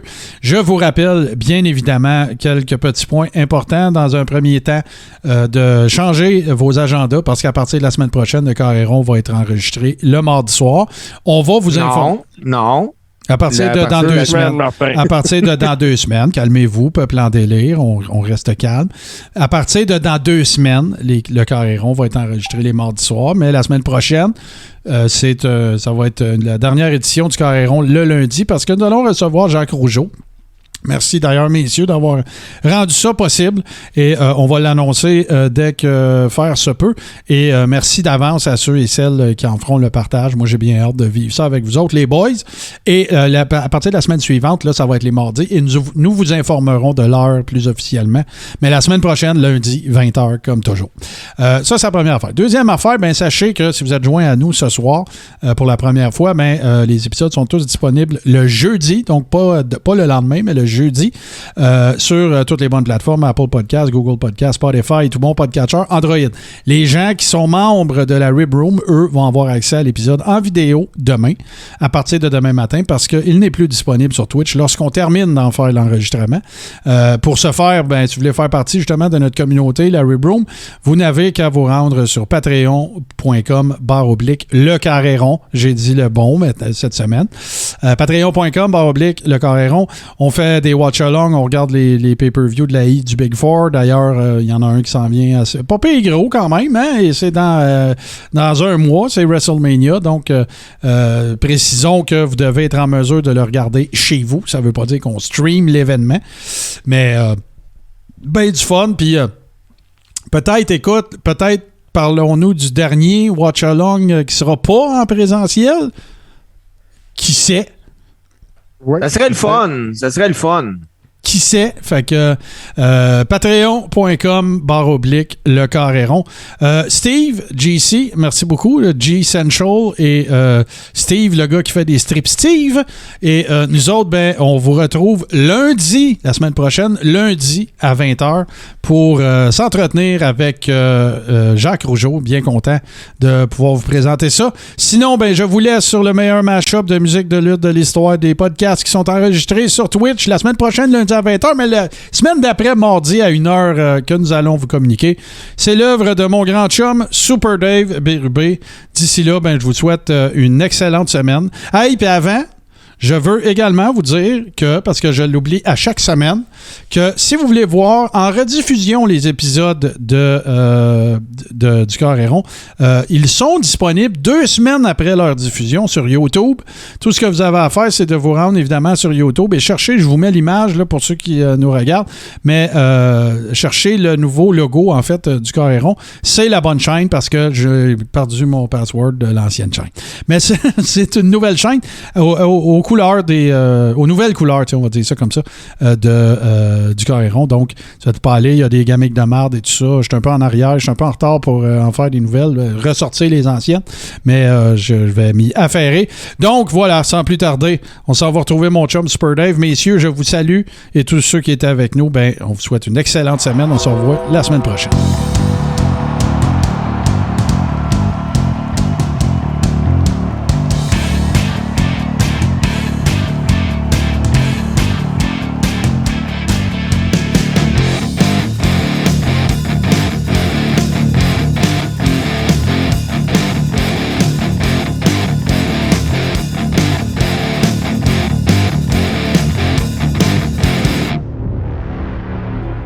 Membre de la famille H2O Web Media.